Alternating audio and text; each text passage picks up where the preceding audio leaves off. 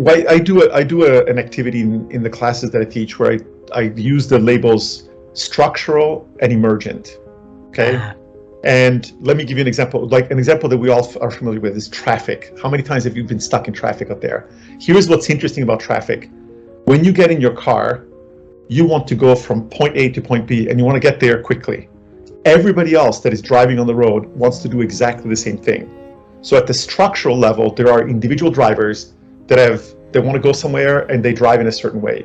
At the emergent level, you get traffic jams, which are exactly the opposite of what everybody wants, right? So that's an example of learning to recognize the difference between something that is structural versus something that is emergent. Every time that you read an article about something, I invite people to think about, okay, what part of this article is talking about the structure and what part is talking about the emergence? So if you hear people say, if you read an article that says the Fed is trying to increase interest rates to decrease inflation. So the structural part is the Fed, the Federal Reserve in the United States is trying to decrease or to change a structural part of our economy, which is the interest rates of what you pay to borrow money. And what they're hoping is that the emergent result will be a decrease in inflation. Inflation is an enormously macroscopic measure that requires looking at many, many numbers over all of society. So what I invite people to do is whenever you're reading an article, whenever you're facing a problem, try to think about which pieces of things are structural, which are emergent. The reason why that's so important is like inclusion is structural, diversity is emergent. You cannot change diversity. It's like lighting a match on the thermostat. The temperature in my house that I read in the thermostat is emergent.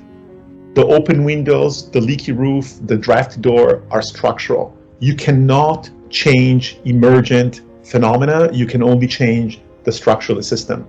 Well, for me, it's being glass half full rather than glass half empty. Mm-hmm. Number one, it's being kind to other people.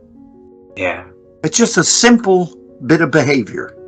Just being nice to other people, even if you find them difficult to be with, rather than feel defensive and angry with them and want to put them down, you be kind. Kindness helps develop good relationships. So I think that's one thing. I think also thinking about your children as well, and thinking about your grandchildren, thinking about your family, and putting your family into perspective. So say, for instance, I'm ready to get angry with somebody because they've done something. I'm in the workplace, I'm writing a book with somebody, and that somebody has just not done anything, and I've written half of it already, and they're just sitting there fooling around. I'm really could be very angry. You know what I do? I stop myself, and I think to myself, what if that was my son? And this man is now yelling at my son. Right? How would I feel that my son was being yelled at?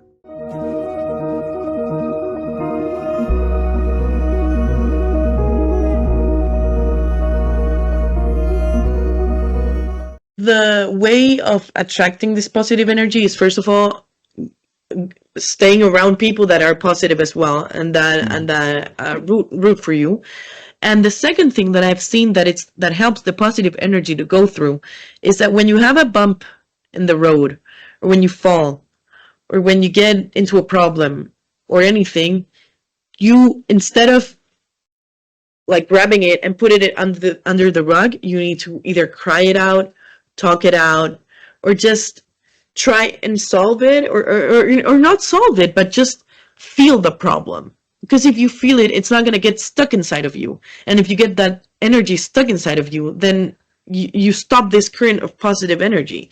And trying to not wish the bad on people, trying to do gratitude exercises. For example, one thing my brother-in-law told me once was, when you envy people, what you do is that you drink the venom, hoping for them to make effect, and it's actually making effect on you when you start envying people.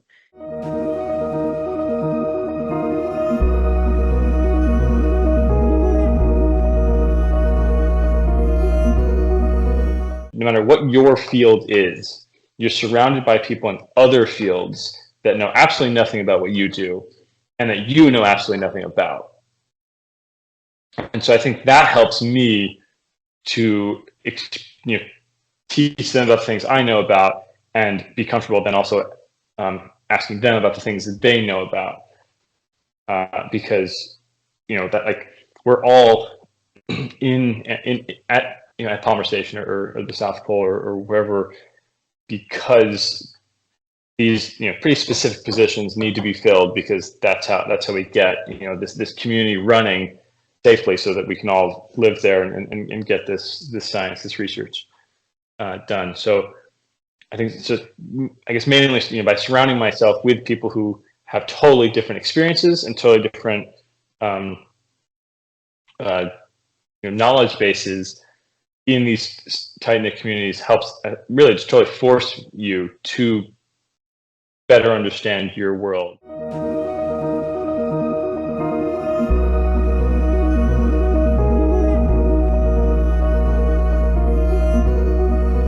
Like for me, I learn a lot from my LinkedIn friends who write about the post every day. Every day I'll be on LinkedIn. Morning, wake up, I'll be on LinkedIn, reading some of the posts. Even before I sleep, lunchtime also I'll be reading some, and then before I sleep, I'll be reading some and commenting and engaging. So it's very interesting when we engage with each other, and it stimulates my mind intellectually as well. Because all these people are experts in their own industry, right? So we may not be expert in their field of work, but from what they write, I can be able to, learn something from there. Likewise, they learn from me as well. Some people love to read books. If they have the time, go ahead. Books are good as well. Some of them read online, read your news. I think it's a lot, again, to do with learning. Some people just stop learning. But if you continue to learn, I think that will really open up your mind. Because sometimes when you learn, you tend to have certain questions in your mind already. And then you start to Google and check for the answers. Yeah, so I think, again, learning from the people around you as well, that helps a lot. Beautiful. It is the people are the one that really change your life. Because now if you think about it, right, who in this life will give you opportunities? Who in this life will give you business? Who in this life will give you jobs, businesses, love, relationships, products? Are all humans, right? Yeah. And humans are complicated creatures. Yeah. Even I don't know myself, today I'll be like that, and tomorrow maybe I'll be something else. Sometimes we don't even know ourselves. I don't even know myself. Sometimes I don't even know what I'm doing. But I think it's okay, because sometimes there's no fixed rules, right, in our life.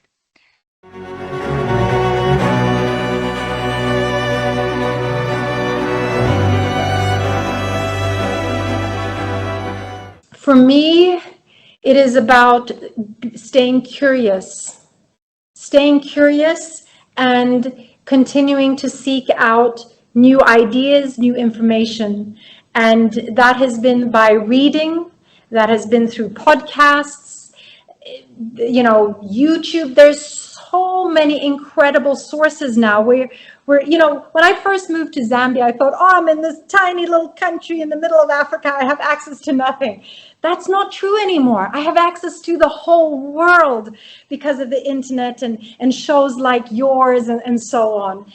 I think for me, it's curiosity, and it's a curiosity about who I am as well, and wanting to delve deeper and peel off more layers of that onion, and then of course use that information to help others. So to continue to help myself think, it's about being curious, about questioning things and learning more, broadening my own perspective, realizing that if I only know this, I'm in my little box here. The more I know, the more I expose myself, the more the wider my perception can be.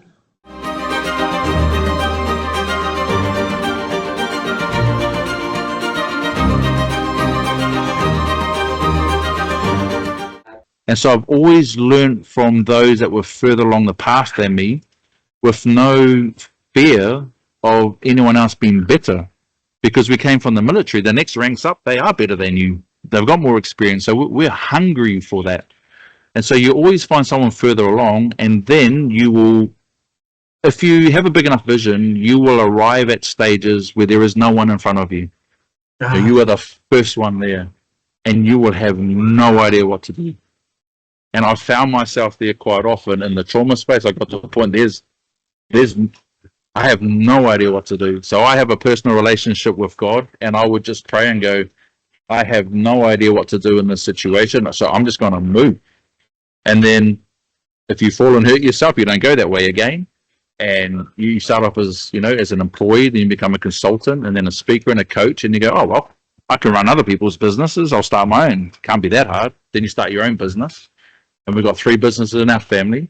And then you get your butt kicked. One of our family businesses, we went through liquidation, came out the other side of it. I was a very interesting experience. And then you just have to believe in your mind, body, heart, soul, and spirit that the vision that you see that you are trying to bring into reality is given to you and only you. And there is no one else that can do it. And you just stick with it. And you'll want to give up a lot. And people will betray you and let you down. And it is always easier to do things for yourself than to do it for anyone else. And then you'll reach the point where we are now, where it is just inevitable that we keep meeting people like yourself that we then invest in.